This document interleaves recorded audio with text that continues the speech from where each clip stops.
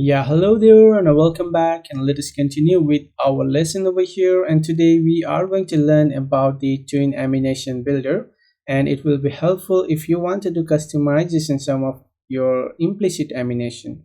And using the tween animation, you can customize some of your implicit animation. So let's go and get started over here, and let's create a new file for it. So we will have a tween animation, and here let's create a stateful widget over here, and let's make it as a tween animation, and that should be fine. And let's import the material package over here, and let's make this one as a const over here. And I guess instead of just writing the everything, let's copy the whole code from here and just paste it below over here. And then I guess we have some error over here, and that's because we removed the build widget. So that should not be the one, it should be here. And then let's remove this one. We need a button, and let's remove this size box for now. And now we just have a simple build widget which has a scaffold, a bar, and the center, and the column. This is the same that we are doing every time when we are creating a project over here. And then once we have a size box, and in the middle, let's add our let's say a tween animation builder over here. So TWR and tween animation TWE and tween animation builder. So we'll require this tween animation builder over here, and let's make it a proper arrangement over here for this one. And let me arrange it properly first of all. So once we have this, what we need is we need to provide a tween, and we need to provide the duration and the builder. So let's set the duration first of all, const, and that will be of the duration, and let's set it at a millisecond over here, something around 800. And then next is we need to pass in the tween. So I'll pass in the TWN tween over here, and here I will grab that tween, and we need to pass in the begin and the end over here. So begin and the end properties must not be of a null. So here we will say that begin, and then we need to give some value over here. So let's say we begin with a 0.0. That is the particularly beginning of the animation, and we should have the end property where the animation is going to end. And here you can just currently give the 0.0 for now, and later we'll set that particular value. And in the builder we have the we need to pass in the context value and the child widget. So I can remove this one from here, and in the builder is the one that is going to rebuild that particular widget. So let's go inside it, and we need to return a widget from here. So I guess I'll return the image from here, and image.the assets that we have, and let's set it to the assets, and we have the user1.the.jpg.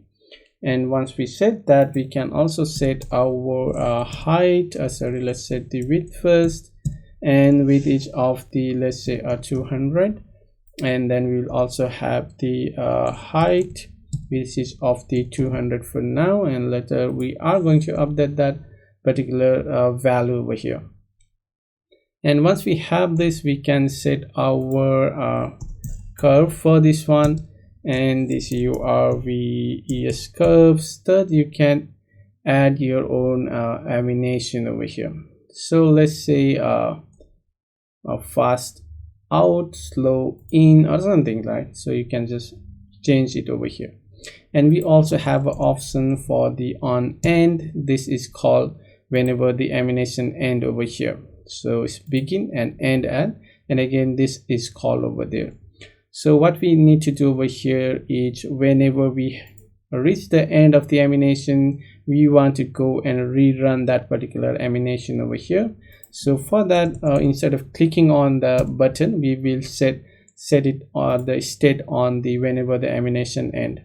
So this will keep on looping the animation, right? So we don't have to continually click on this particular button to run the animation. So what it does is that whenever it reaches the end of the animation over here, the tween begin to the end, it's going to fire this particular callback over here.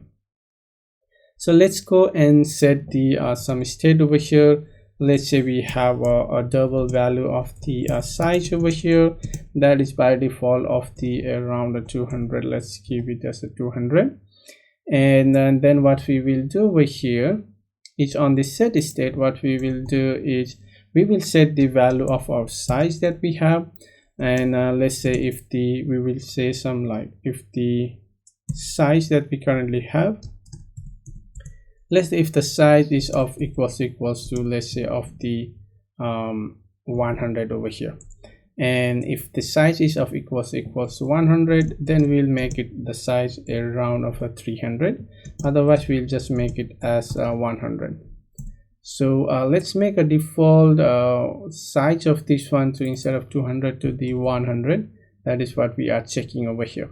So if the size is of the 100, then we want to make it as a 300. Otherwise, if it is of 300, then we'll again come back to the scale down to the 100. So which means now we are changing the size over here.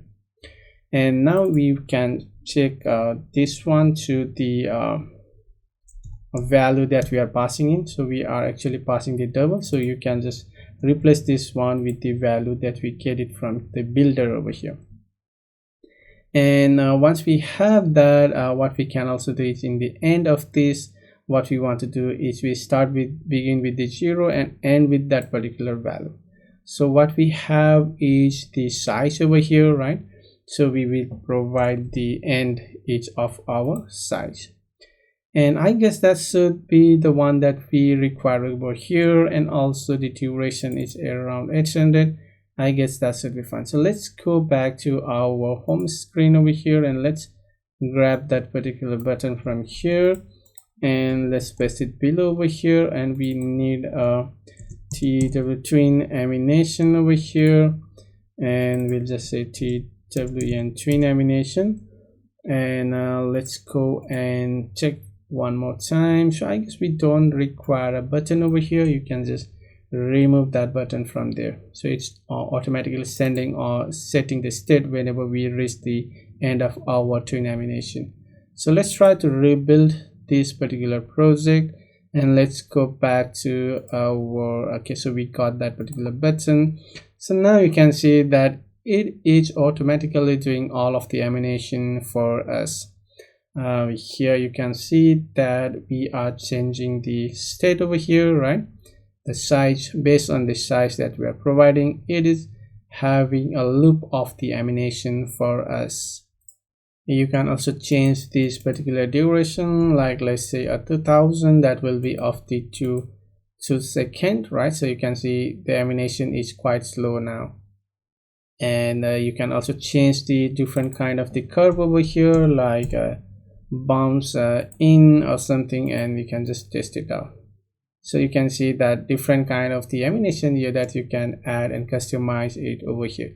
Using a tween animation, you can customize the implicit animation. You can have more control on the implicit animation over here. Otherwise you have to use the explicit animation to do all of these, write your own animation controller and all of those stuff. But using the TweenAnimationBuilder, you have much more control on the implicit animation, and you can do a loop over here and all of those stuff. So I guess that's all for this lesson, and we learn about the TweenAnimationBuilder and the usefulness of the TweenAnimationBuilder. So I guess that's all, and let's move on to the next lecture. Till then, have a great day.